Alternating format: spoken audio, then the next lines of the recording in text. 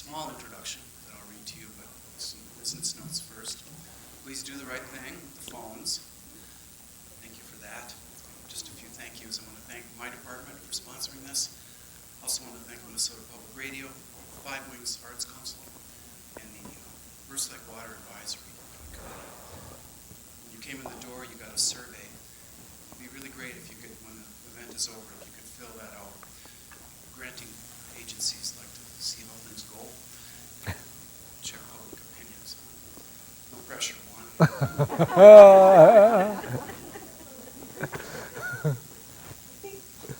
We gather on this brilliant April morning to celebrate the life and work of Juan Felipe Herrera, who just last week was appointed by the Library of Congress to a second term as U.S. Poet Laureate, to the surprise of no one.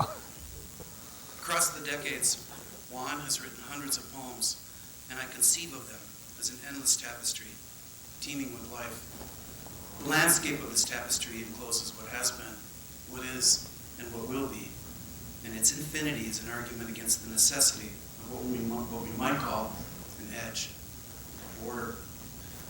While Mr. Herrera's poetry encourages reading and imagining that is endless, it has a particular end, which is to explore and communicate the lived experience of immigrants, our brothers and sisters in exilio. Here, in the second decade of the 21st century, this is the issue of our time. The blazing sun that warms the border between Mexico and the United States shines in the same way on the millions of refugees moving out of North Africa and the Middle East, going somewhere, all fleeing the usual nuisances every century finds a way to spit up: war, weather, poverty, the evils of the drug trade, greed, straightforward cruelty. I don't profess to understand a story this big, but First Lake Water tries to, deliberately featuring the voices of poets who began in one place and who later look up at the sky, astonished to find themselves inhabiting a destination they don't recall setting out for.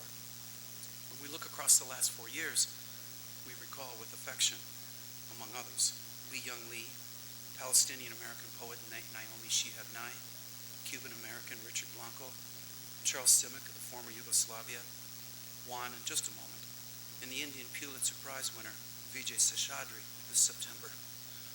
What might these poets have in common?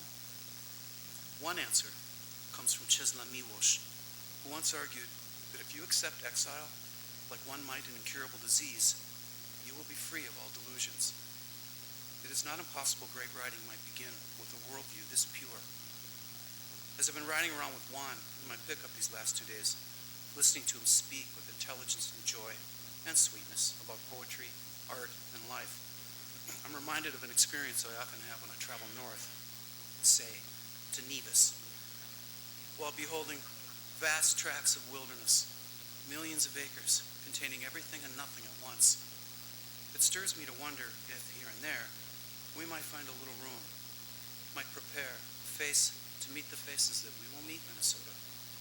This presupposes we can find a little more room in our human hearts first. I'm dreaming again. Time to hand things over to a fellow dreamer, and one who does so in verse of genius. Let's give a warm welcome to Juan Felipe Herrera.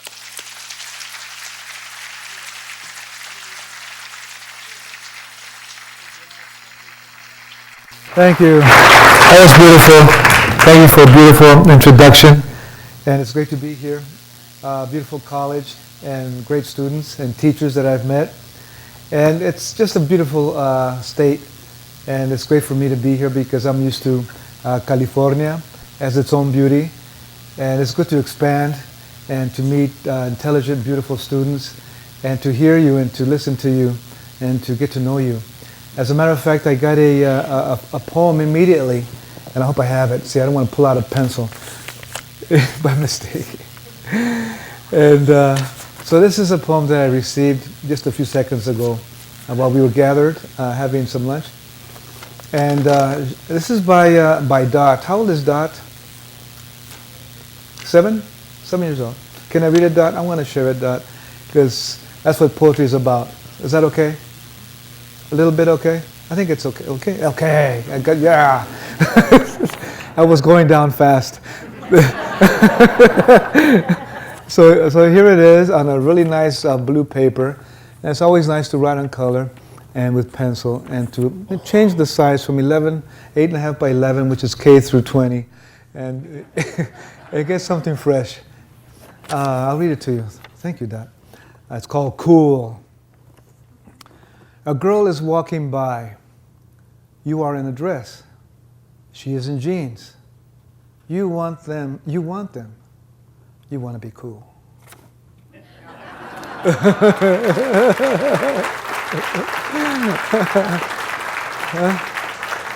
So I'm going to step down now, okay? Really, that's how amazing poetry is, and how real it can be in just four lines, and you get the complete reality that we live in. You know, a lot of things. So thank you so much, Dad, for giving me your poem today, and I'm so glad you're a poet. And we have many poets here, actually. You're all poets. So I say hello from the Library of Congress, and so many beautiful things there, and I'm glad to meet you. I really am. I brought you a selection of poems, and here are books, and this is a non-book. And these are poems, and this is almost poem.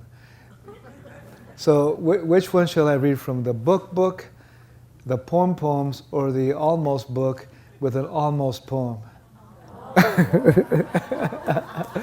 Because anything can go wrong here, okay? Anything can go wrong. And this book is called Aztec Invasions. This poem is called Aztec Invasions. And what I wanted to do here was try something different, because I've been writing particular poems, and I kind of, in Spanish the word is empalagar. It's a funny word, and it means like you just ate too much sweetness and you're sweeted out, you know, or you had this dish, you know, you've been doing the same thing already for years, and you're all, you know, yeared out on that stuff, you know, whatever it is. And one day you say, you know what, I'm just going to move on, jump the fence and try some of this. So that's what this one is all about. It's called Aztec Invasions.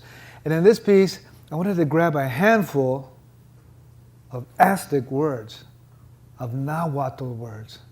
Aha! I said to myself. And then this was a poem, there's a little baby poem over here. It's a little baby poem, you know, There was a little baby poem, and I was doing fine by itself. And then I said, aha, I want to grab some Aztec poems and some words, Aztec words. And I'm going to go like that. Whew. I'm not even going to think about it. I'm just going to let them fall in there. And I'm even going to grab a couple of words in Spanish. Aha! Whew. I just let them, wherever they land. I'm not going to think about it. I'm not going to try to be literary. You know? I'm not going to try to be a poet. I'm just going to be, you know, walking down the street with a poem, with an almost poem for an almost book. Being invaded by Aztec terms flying around in the air. So be careful. Anything can happen. You know, and then I began to think, you know, we all have thoughts. You know, that's why I like the fact that you're here, and I enjoy the fact that you have an amazing space and amazing teachers, and you're amazing yourself. That's really my message, is that you are amazing yourself. That's really my message. And your voice is amazing, and your mind is amazing. And now is the time to put them all to work in a creative manner. And I began to think of surveillance, and I began to think of big data, which is our lives now. And I began to think of stories which I've dedicated my whole life to, and poetry. But all of a sudden, big data has appeared. And I go, well, who has their hands on that big data? I don't. I can barely do Facebook, and when I hear about Snapchat, then I really notice that my mind is going at gazillion seconds slower. I like the fact of vomit rainbows. I just wanted to say that. That's really cool. But I noticed that big data is very different than telling stories. And I noticed that big data is not interested in stories. And it's not interested in identity, which I spent a lot of time on. That's why I went to Chiapas. And it's not interested in culture. It's just interested in data. And we don't have any access to it, which is another issue. I know it has its own rationales, but I was just looking at it coldly, objectively. So here's a piece that I worked on in an attempt to work on it, to work on those questions. So let's crunch together, okay? Everybody say, let's crunch together. Let's crunch together. So we're going to do a little crunching, and it's called Numbers, Patterns, Movements, and Being. We are not what we thought. It is not who we were or what we want to be. It has nothing to do with being or becoming, or even non-being, which is what we always wanted, really. It is merely movement. Yes, but how we move from afar. We missed this somewhere. We thought about ourselves up close, even though we were not that intimate all along. It has to do with imperceptible distance. So much so that all that can be perceived is movement. For example, 1, 2, or 8 angles, sudden quirks, dimensions, spatial things as if monocells in an aqueous gelled platter of revolution. Of course, that is why distance is necessary. Revolution is always a potential. That is a pattern. Yes, a specific pattern that can erupt at any given moment, which requires an observer. Not you, not me, of course. That's an old game of identity. The game of the observed, not the seer. You see, we are not what we thought. It is not who we were or what we want to be. It has nothing to do with being or becoming, not even, or even non-being, which is what we always wanted, really. So I'll leave you with that cruncher. Was that a cruncher? Was that a cruncher? Was that a cruncher? I think I'd rather read Dot's poem. You know, observation, for example, a drone, you're 1 billion miles away, and you're not observing faces, you're not observing people, you're observing patterns. That's what I was getting at. And a pattern is not a story. And a pattern is not an identity. Those are no longer primary. So I was concerned with that. I was working on that. It's an almost poem. See, that's the thing. It's an almost poem. Exiles of Desire. Yeah, I wrote this in 1983, bopping through San Francisco. I was bopping around San Francisco. I had been in San Francisco, I've been in San Francisco since the 50s off and on. My uncle was a longshoresman, and he was a baker and an inventor of a tortilla machine. And he had a Mexican bakery, a panaderia, in the basement. How many of you know panaderias? Anybody know panaderias? Panaderia. Everybody say pan, na, de, ri, a. Panaderia. It's a Mexican bakery, and every baked good has a name, really cool name. For example, like cuernito, little horns, and you buy little horns, or like concha, seashell, you buy the conchas, and they have amazing names, you know, like bullseye. I want a bullseye, and there's a big old bloody bullseye, and baked in bread, and you can get that, but it's not a real bullseye. It's just a bullseye looking like thing. It's great for poetry. So I was bopping around San Francisco, And I used to go to cafes, I used to go to the readings, and they, for example, one of them was the Grand Piano Cafe in the Haight-Ashbury district, where I used to bop around in high school with my bell-bottom pants and my hair down to my bell-bottom pants. And it was cool. It was just about bopping around. You know, you'd be bopping around Haight-Ashbury, you know, looking like you lived in Haight-Ashbury. Yeah, you know, yeah, Haight-Ashbury, yeah. I'm from Haight-Ashbury. Haight-Ashbury, yeah. Haight-Ashbury, man. And so those were the 60s, and in the late 70s, early 80s, I wrote this book. It was a great time because poetry was being made, is made by groups, even though individual writers do it. You're really influenced by the group and by the times and what people are feeling and seeing.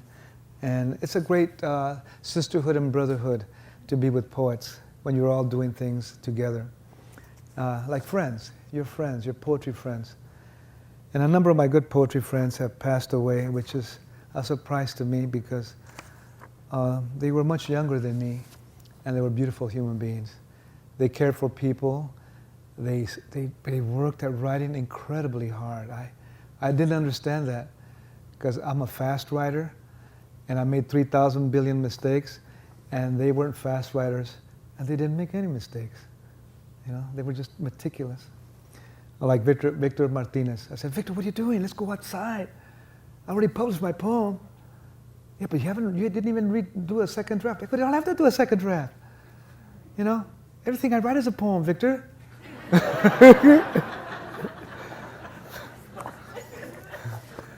And then, of course, he went on to get the National Book Award, and I went on to eat a burger. A vegetarian burger. And it's true. Victor Martinez, his book is called Parrot in the Oven. It's a young adult novel.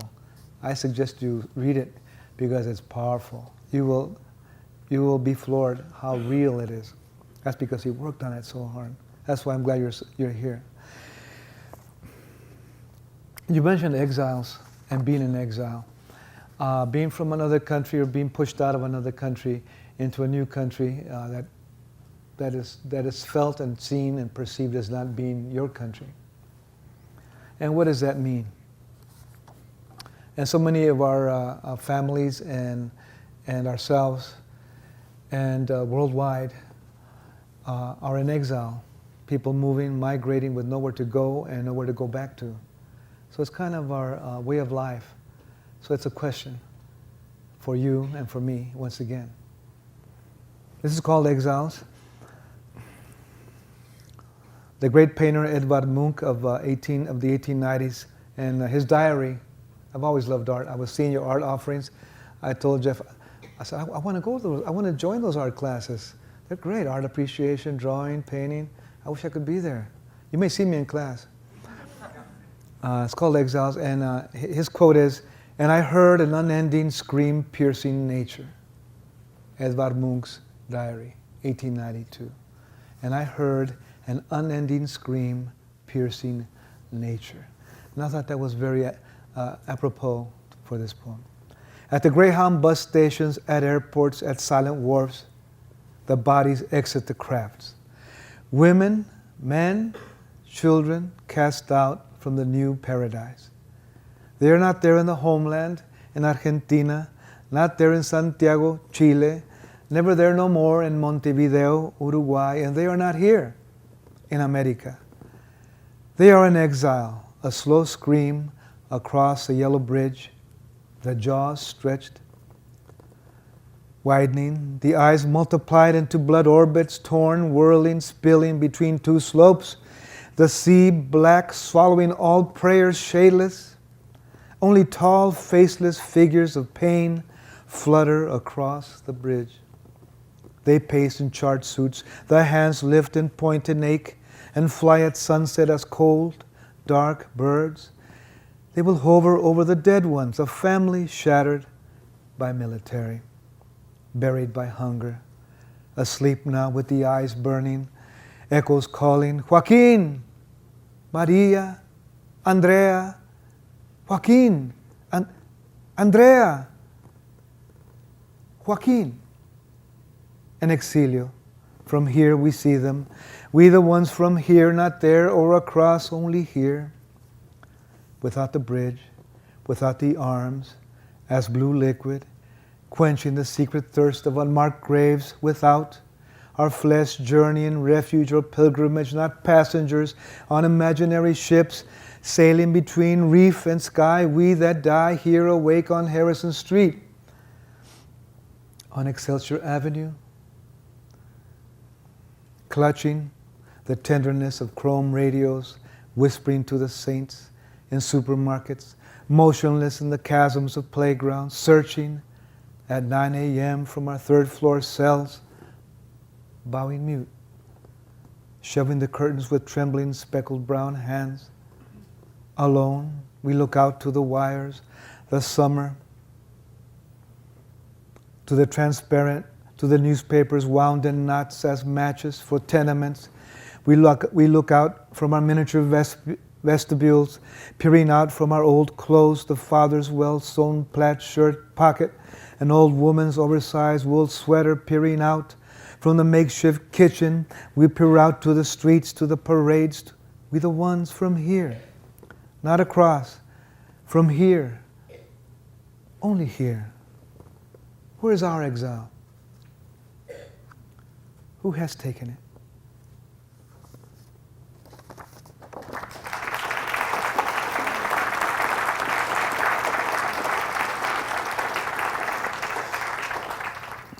You know, sometimes we think we have so many things and we don't have them.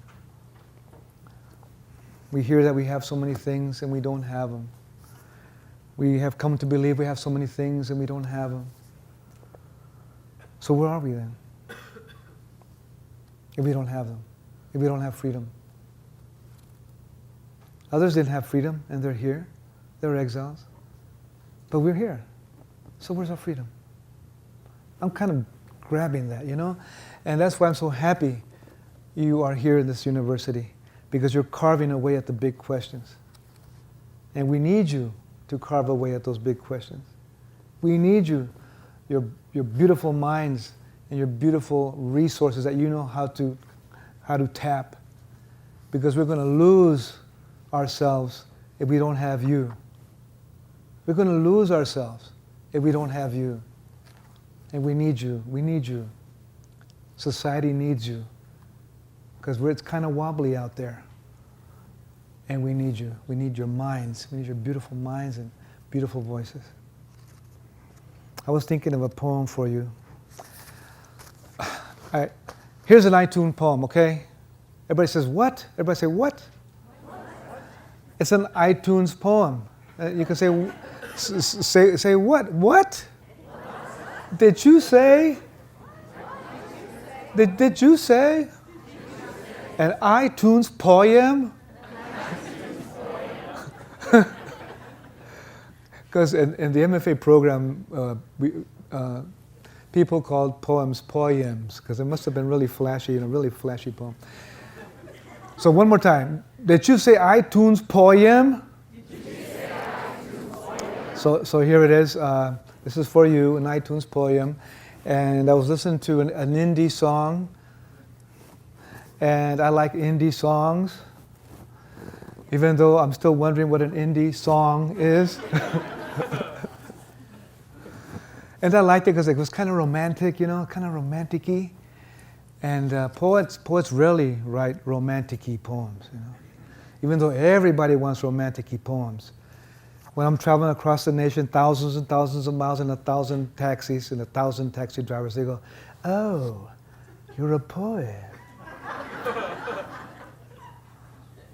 Do you happen to know any love poems?" I go, "No.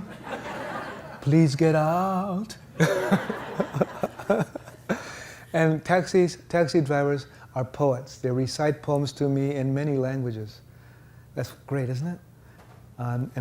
Urdu from Pakistan, Spanish from Santo Domingo, and all that. It's a beautiful thing. iTunes poems for you. It's called Song Out Here. If I could sing, I'd say everything, you know. From here on the street, can you turn around? Just for once, I am here, right behind you. What is that flag? What is it made of? Oh, maybe it's too late. I have too many questions. Where did it all come from? What colors is it all made of? Everything. Everything here in the subways. There are so many things and voices. We are going somewhere, but I just don't know. Somewhere, but I just don't know.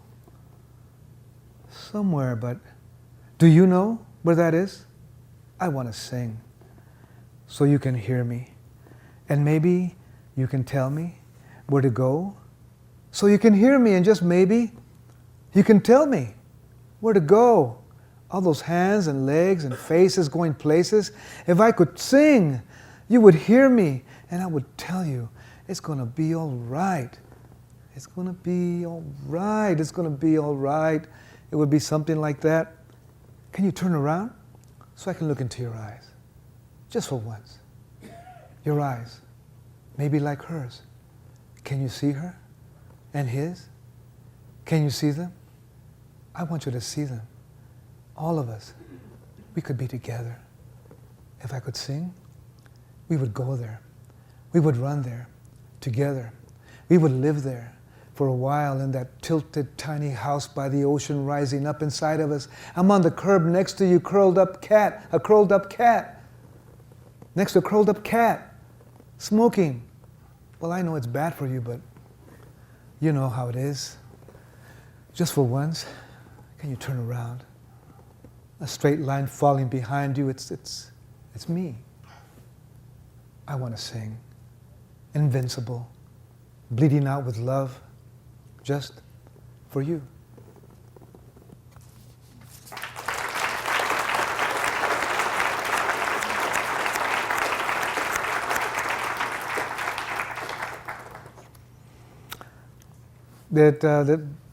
How did that poem feel to you? Beautiful. I thought you were going to say about 50-50. Thank you so much. Yeah.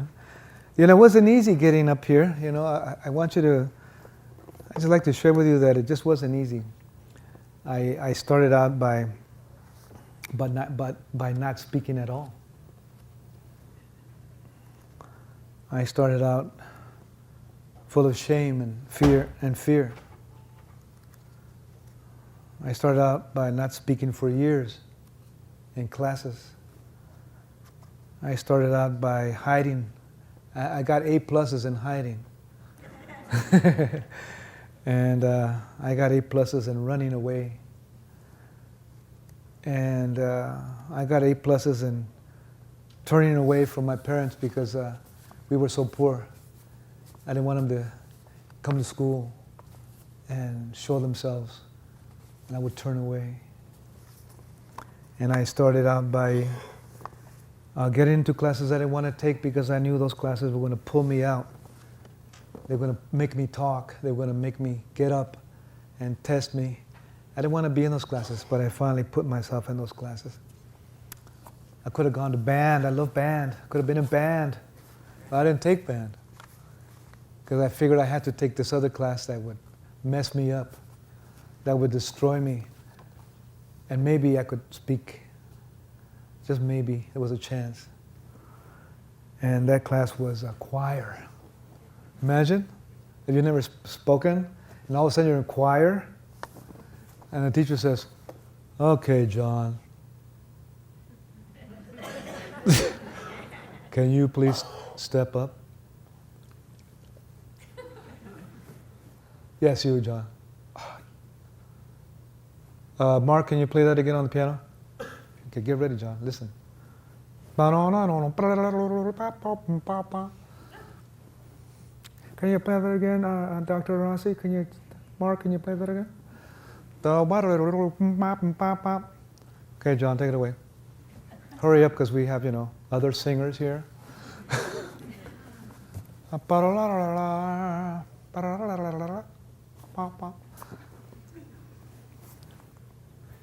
Step back, John, thank you. So I did that year after year after year after year after year. And I got on stage. I didn't know I was going to be on stage. If you're in a choir, you get a bonus. You get to sing and you get to be on stage. That was good. And you get to see the director go like this.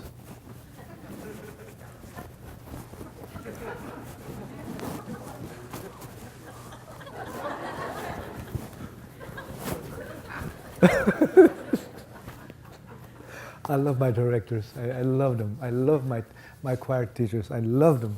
I have never forgotten them. So then you end up speaking. And then the civil rights time came in the late 60s, early 70s. And there was no excuse then. I finally had my choir behind me. I finally had a sense of getting up and singing a bit, even though way of harmony. But I still sang, and I presented, and I was moving a bit, growing a little bit, and writing all the time because I had to write. I had to put down my feelings somewhere.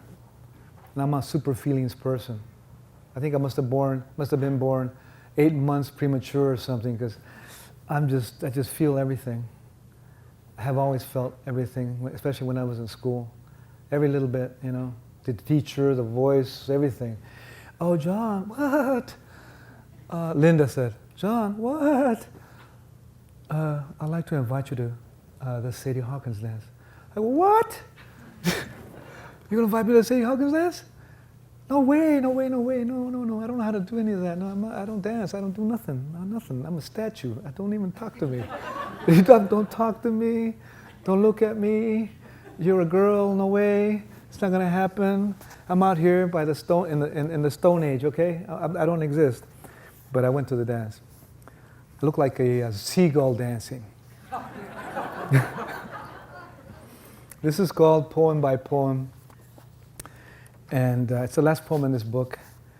And you know, there's so many things that have taken place that are incredible, horrible, and bloody.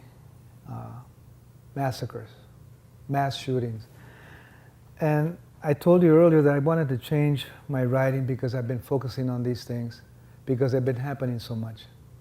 Sandy Hook, Boston, San Bernardino, in Santa Barbara, California, students were killed. But every time that happens, I'm on call. I'm a poet on call. Every time something like that happens, I'm on call. I said, okay, I'm gonna write a poem for those students in Santa Barbara. I know their families are weeping. I want to write for them. I want to write for those families in San Bernardino, because I know their families are weeping, and I know San Bernardino in California, and all of us are feeling that. We've all kind of been thrown off our balance, the little balance we had after so many other terrible things. And Naomi Gonzalez killed in that mass shooting in Paris. I mentioned her because she was a student at Cal State Long Beach, and I'm familiar with that campus. So I wrote a poem for her and her family and for all the students. And the list goes on, you know. And then the mass shooting in Charleston, South Carolina. And I say to myself, I don't want to write that. I want to write, you know, different style. My almost poetry, my Aztec invasion. But I'm on call. All of us are on call to provide a response that will embrace humanity with our great gifts. You have great gifts. I met a couple of musicians already, young musicians. One plays trumpet and one plays drums right over here. And they are highly talented. I met a young 11-year-old boy the other night called Felix. He crafted an entire story of Crimson Mantis and the alpha onion heads that have powers of multiplying their lives and finding the essence of the last grain of sugar buried under the upside-down pyramid of the pharaoh of sugar. And what a talent. So I encourage you and I salute you for your great talents in this university. So this is Poem by Poem, written for the families of South Carolina and Charleston. Poem by poem, we can end the violence. Every day, after every other day. 9 killed in Charleston, South Carolina. They are not 9, they are each one alive. We do not know. You have a poem to offer. It is made of action. You must search for it. Run outside and give your life to it.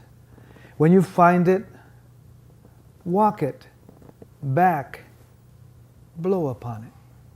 Carry it taller than the city where you live. When the blood comes down, do not ask if it is your blood. It is made of 9 drops. Honor them, wash them, stop them from falling.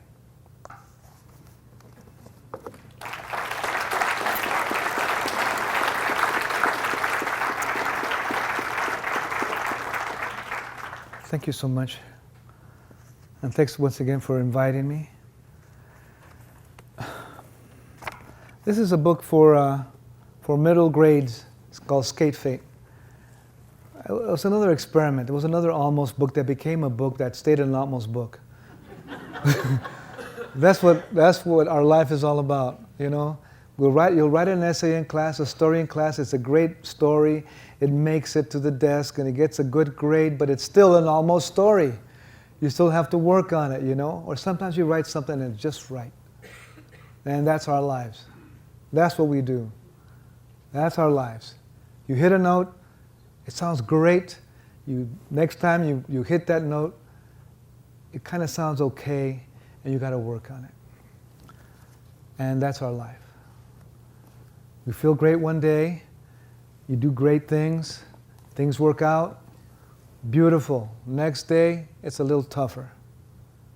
You got to work on it, and that's what we do. Like Bruce Lee said, we have to go the extra 5 miles. And that's why you and I are here. We're going the extra 5 miles. You're at the top 1% of highly, beautifully educated human beings in the world. I'm here to encourage you. I'm here to invite you. I'm here to honor your voices. I'm here to honor your teachers. I'm here to honor this university. I'm here to honor everything that you have done and everything you do. Because we need you. Because you are beautiful. Because you can do many great things. And because society is waiting for you. An almost book that became a book. Let's do this one together. Okay? You get a choice. Okay. Everybody says, we get a choice. Everybody says, you got to be kidding. Okay, you get a choice. Option 1, option 2. Option 1 is called on the school security entrance gate scanner. That's the first one.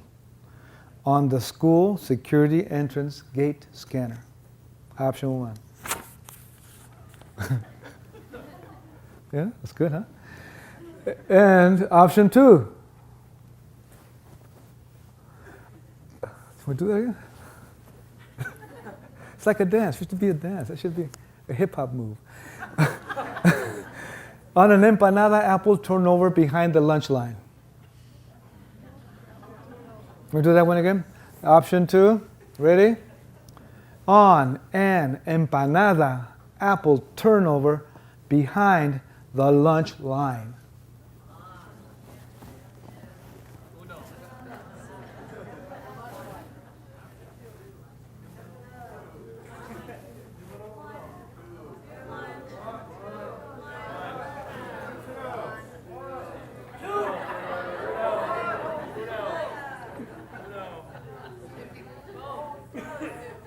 Okay, I think we're going to do both. Okay, let's go. This is going to require energy. Okay, folks, this is going to require energy. This is called on the security school entrance gate scanner. We're going to have to enunciate. Okay, ready? Okay, here we go. In the voice, this is the voice of a person who's been getting scanned too much, is kind of tired of being scanned all the time, security gates. It's that kind of, is that high schooler? Is that high schooler? Ready? Is that kind of voice. Scan my loose, snarled jacket zipper. But you don't see my gone mother angel warrior. Memory picture. Scan my belt chrome diamonds. My death skull T of slang fang nations. But you don't see my Shatter Street drag race how. Glass constellations. Scan my wheelchair ride. Flying faster than Einstein's gamma rays. But you don't see my ragged race to a nowhere coming home place. Scan me. Scan me. Scan all of me. If you can.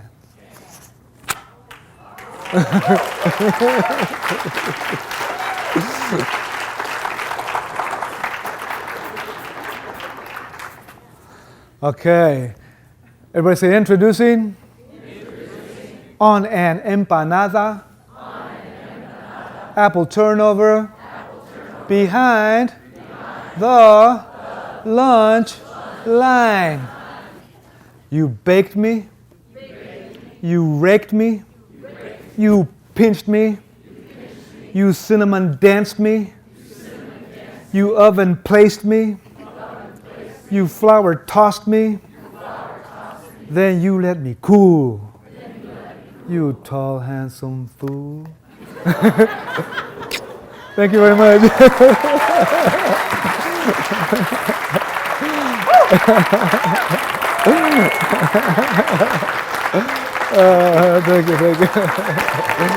Thank you.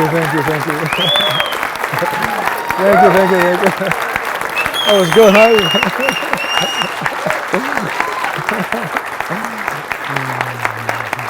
Thank you. Thank you so much for coming. Juan would be happy to meet you and sign his books. I've got 3 of his titles up there. We'll see you. This is September for DJ Seshadri. Thank you for coming. They like those last two. That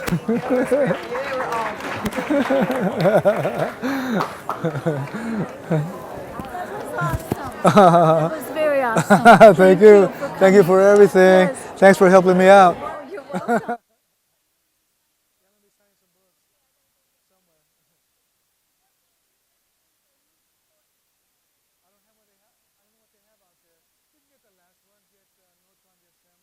Different kinds of poems in it, different styles.